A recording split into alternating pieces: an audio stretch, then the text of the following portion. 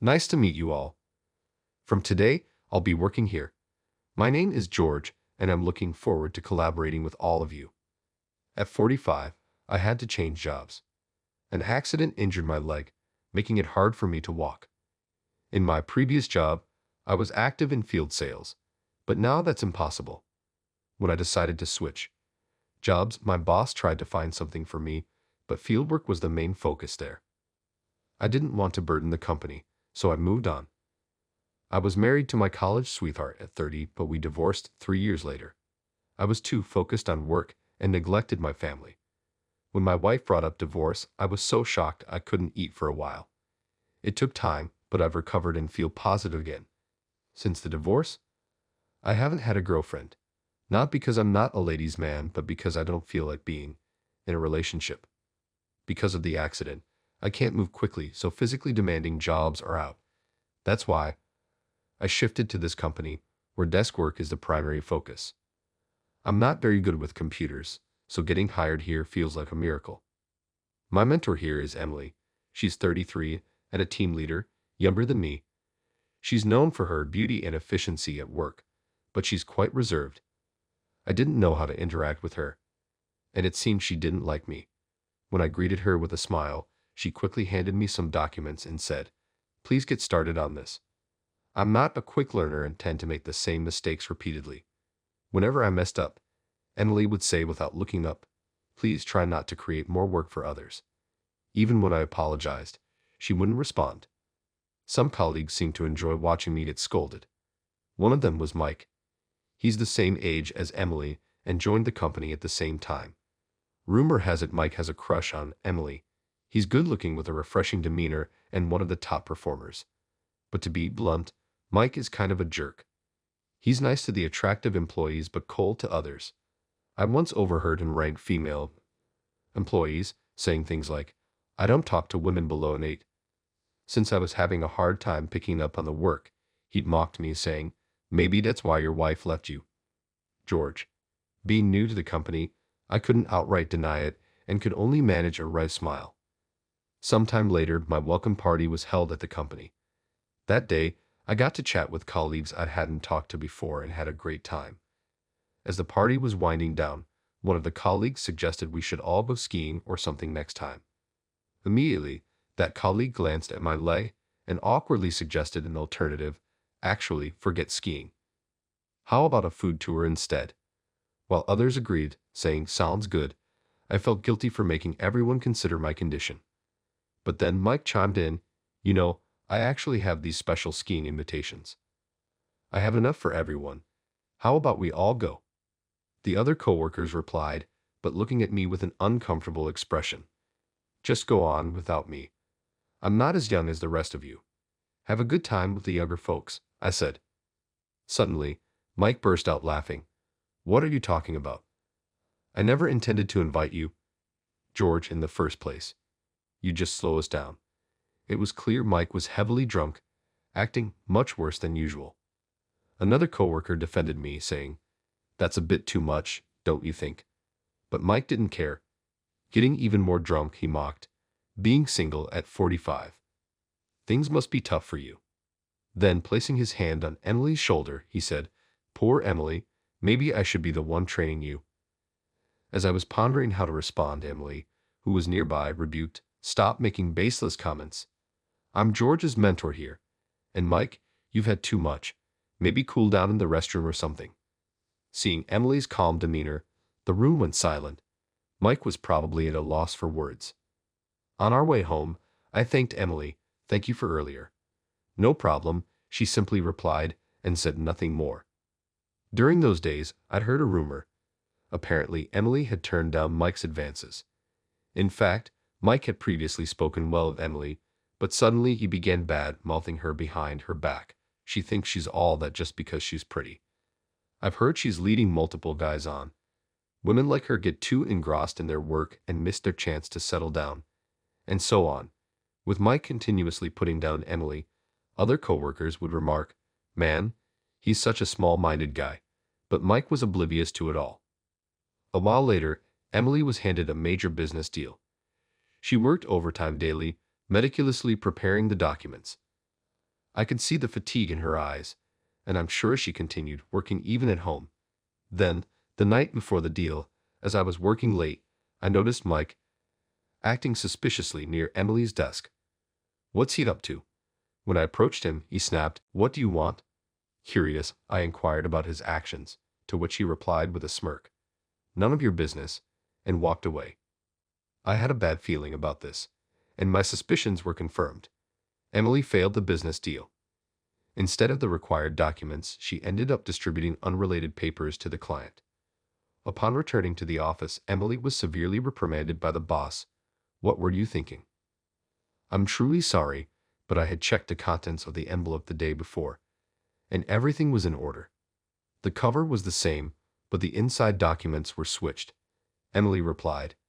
I was shocked. I thought maybe someone mistakenly placed it on my desk. Who would do such a thing? Who would create a document just to switch the inside? Think of a better excuse. Emily was visibly shaken and red-faced. It seemed that during the business meeting, the client said it was unacceptable and was very upset. Could it be? Recalling Mike's actions the previous night, it hit me. He did something to her documents. He set Emily up. I'm sure of it. When I glanced over at Mike, he was enjoying watching Emily being scolded with a smirk. I knew it. I was sure. During the lunch break, I approached Mike. "Can we talk for a sec?" "What do you want, old man?" I straight up asked him. "Did you switch Emily's documents?" Without hiding anything, he replied, "Yeah, so. I kind of want to give that woman a taste of her own medicine." "What are you thinking? Sabotaging her work just because you got rejected is messed up, right? Emily worked so hard for that day. Tell your boss the truth now. Shut up. Stay out of this, old man." With that, he bumped into me on purpose and walked away. That guy. I knew it. Realizing Mike was the culprit, I couldn't stay silent. I immediately told the truth to my boss, but the boss didn't even consider it.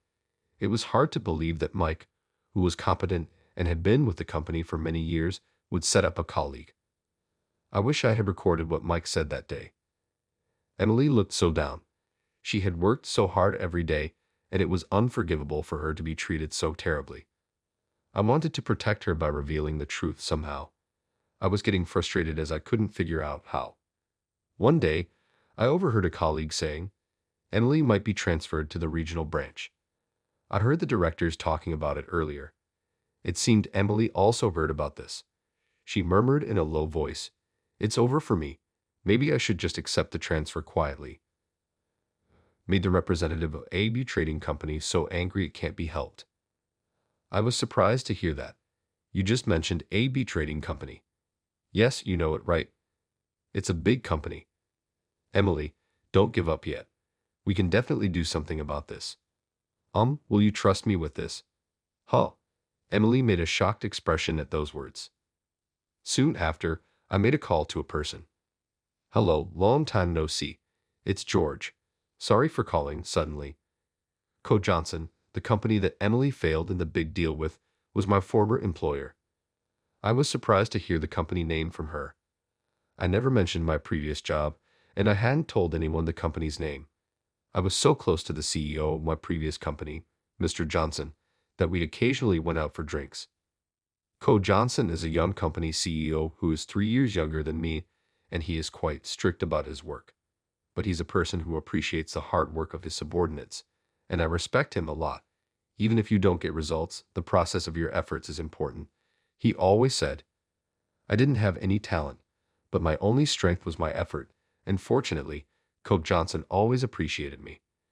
In fact, there is a connection between me and the CEO. He has a young son, and I once saved him from a traffic accident. On my way to work one day, I saw a boy trying to cross the road in front of me, and a truck was coming towards him. However, the boy did not notice this and continued walking. "Watch out." With that shout, I pushed the boy out of danger. The boy was safe, but I ended up with a lingering injury in my leg. The boy I saved turned out to be the son of Coach Johnson. That day, Mr. Johnson had left his work phone at home, and since his son had the day off from school, he was on his way to deliver it to the office when the incident happened. I don't regret saving his son. I decided to leave the company partly because I couldn't do field sales anymore, but also because I felt my presence would make Mr. Johnson feel guilty and cause him pain. So I chose to distance myself from that company. Before I quit, Mr. Johnson told me, "If there's anything I can do for you, just let me know. I'll do whatever I can to help." I remembered him saying that. After hanging up with Mr. Johnson, I shared the news with my colleague, Emily. "The CEO himself is coming to talk to us." "Thank you." I had no idea the client was where you used to work, George. She was equally surprised. A few days later, Code Johnson visited our office. Seeing me, he offered a smile, and I was also included in the meeting. "I'm really sorry for all the trouble," Emily apologized. In response to Emily's apologies, Code Johnson calmly said, "Don't forget to check everything in advance. This is good manners as a member of society." "Yes, you're absolutely right. I'm deeply sorry," Emily continued to apologize. Mr. Johnson's expression softened.